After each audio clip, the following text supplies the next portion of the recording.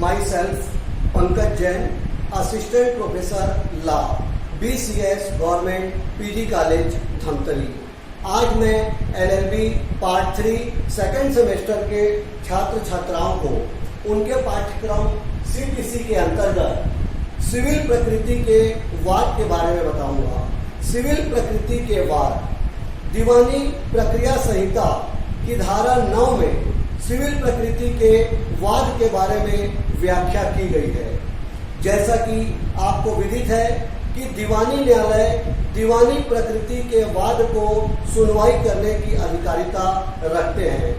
यदि हम धारा 9 का अवलोकन करें तो उसमें स्पष्ट कहा गया है कि जब तक अन्यथा वर्जित ना हो, इस लाइन को समझिएगा, जब तक अन्यथा वर्जित न हो दीवानी न्यायालय केवल दीवानी प्रकृति के वाद का ही विचारण करेंगे। इस प्रकार धारा 9 से स्पष्ट है कि दीवानी न्यायालय को दीवानी प्रकृति के वाद, सिविल प्रकृति के वाद सुनने का पूरा अधिकार दिया गया है।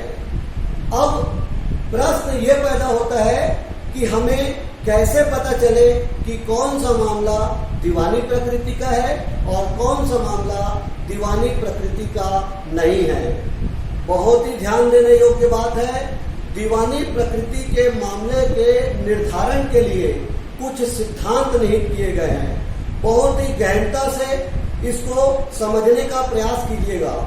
कौन कौन से मामले दीवानी प्रकृति के हैं उसका निर्धारण सिद्धांत इस प्रकार है। पहला, देखिए, जब मुख्य प्रश्न संपत्ति पद अधिकार के सृजन से संबंधित हो, अर्थात जब मुख्य प्रश्न किसी संपत्ति से संबंधित हो, किसी अधिकार से संबंधित हो, अधिकार के सृजन से संबंधित हो, अधिकार के उल्लंघन से संबंधित हो या किसी पद से संबंधित हो, तो ऐसा मामला दीवानी प्रकृति का मामला माना जाएगा।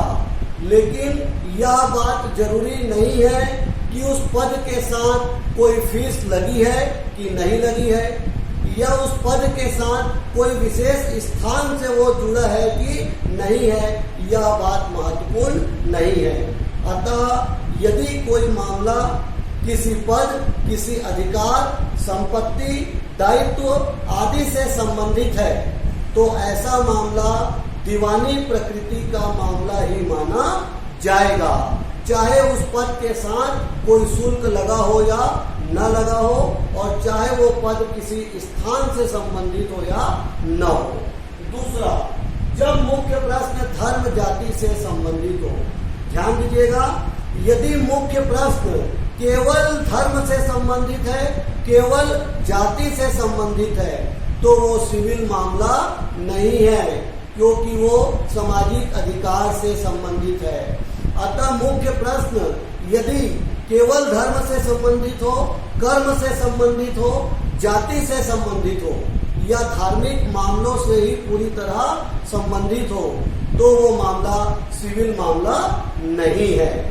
तीसरा, जब मुख्य प्रश्न सिविल है किंतु सहायक प्रश्न धर्म और जाति से संबंधित है।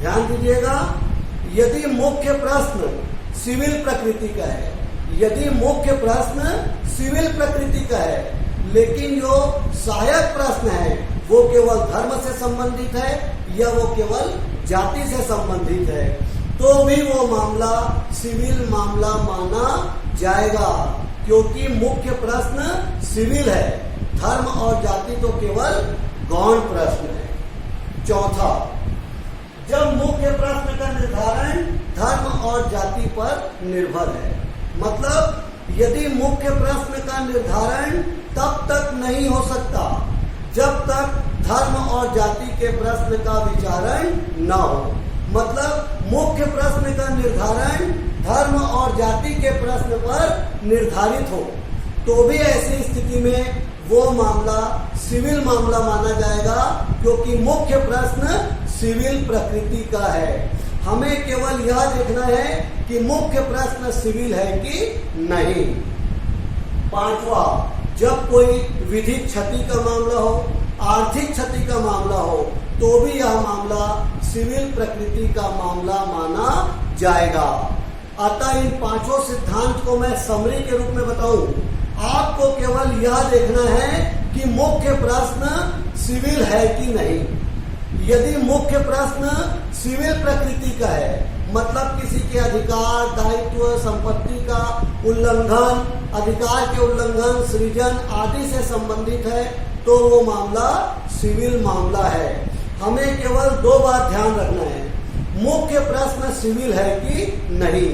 यदि मुख्य प्रश्न सिविल है तो वो मामला सिविल मामला कहलाएगा, और मुख्य प्रश्न यदि धर्म और जाति से संबंधित है तो वो मामला सिविल मामला नहीं। यदि मुख्य प्रश्न सिविल है किंतु सहायक प्रश्न जाति है तो भी वो मामला सिविल मामला है, क्योंकि दो बातें महत्वपूर्ण है, मुख्य प्रश्न सिविल है कि धार्मिक। यदि मुख्य प्रश्न सिविल है तो वो मामला सिविल प्रकृति का है, किंतु मुख्य प्रश्न यदि धर्म और जाति से संबंधित है तो वो सिविल मामला नहीं। एक उदाहरण से आपको समझाना चाहूंगा, जैसे किसी व्यक्ति को जाति से निकालना, उसे धर्म में आस्था रखने से रोकना या उसे पूजा पाठ करने से रोकना। भले ये लगता धार्मिक है लेकिन ये सिविल मामला है। क्यों?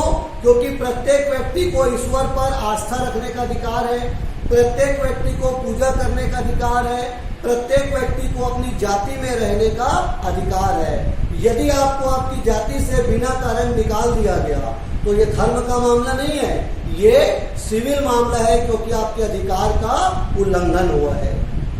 और दूसरा उदाहरण, जैसे आपने जाति के कोई नियम को तोड़ा और जाति के नियम को तोड़ने के कारण आपको जाति के भोज में आपको आमंत्रित नहीं किया गया, जाति के विवाह में आपको आमंत्रित नहीं किया गया, या आपको खाना खाने से रोक दिया गया, तो ये केवल जातिगत मामला है, जिसका निर्धारण जाति के आधार पर होगा, न कि न्यायालय के आधार पर। अतः कुछ प्रश्न लगते तो धर्म और जाति से संबंधित है लेकिन वास्तव में वे होते हैं सिविल। तो कोई मामला सिविल है या नहीं, इसका दो ही सिद्धांत है। मुख्य प्रश्न यदि सिविल है तो वो सिविल प्रकृति का वाद है धारा 9 के अनुसार, और मुख्य प्रश्न यदि धर्म और जाति पर आधारित है तो वो सिविल प्रकृति का वाद नहीं है।